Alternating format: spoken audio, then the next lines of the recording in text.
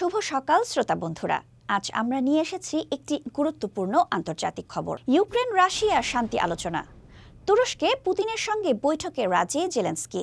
Ukraine Russia যুদ্ধের মধ্যে উত্তেজনা কমাতে এবার সরাসরি আলোচনার পথে হাঁটতে চলেছেন দুই নেতা।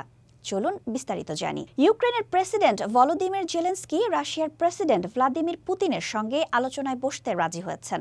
আগামী বৃহস্পতিবার তুরস্কের ইস্তাম্বুলে এই বৈঠক হওয়ার কথা। গত রবিবার রাতে সামাজিক যোগাযোগ মাধ্যম এক্সে জেলেনস্কি বলেছেন, আমি পুতিনের জন্য অপেক্ষা করব। হত্যাকাণ্ড দীর্ঘায়িত করার কোনো মানে নেই। তিনি সোমবার থেকে যুদ্ধবিরতি শুরু করে কূটনৈতিক সমাধানের পথ খুলতে চান। অন্যদিকে পুতিনও এই বৈঠকে রাজি। ক্রেমলিন থেকে দেওয়া এক বিরল ভাষণে তিনি বলেছেন, 15 মের মধ্যে সিরিয়াস আলোচনা শুরু করে সংঘাতের মূল কারণ দূর করতে চাই। তুরস্ক এই আলোচনার মধ্যস্থতায় প্রস্তুত। বিশ্ব নেতারা এতে শান্তির আশা দেখছেন।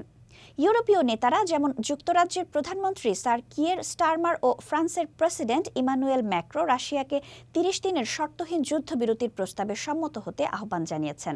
এই আলোচনার পেছনে বড় ভূমিকা রেখেছেন যুক্তরাষ্ট্রের প্রেসিডেন্ট ডোনাল্ড ট্রাম্প। তিনি সামাজিক মাধ্যম ট্রুথ সোশ্যালে বলেছেন, জেলেনস্কির এখনই পুতিনের সঙ্গে বসা উচিত।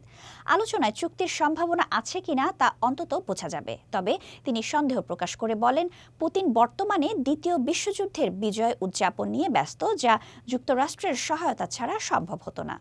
এই বৈঠক যদি সফল হয় তবে ইউক্রেন রাশিয়া যুদ্ধে দীর্ঘস্থায়ী শান্তির পথ খুলতে পারে।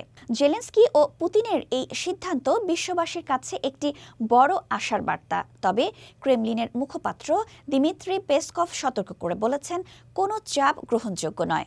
শ্রোতা বন্ধুরা, এই ঐতিহাসিক মুহূর্তের দিকে সবার নজর। আসুন আমরা শান্তি ও স্থিতিশীলতার জন্য প্রার্থনা করি।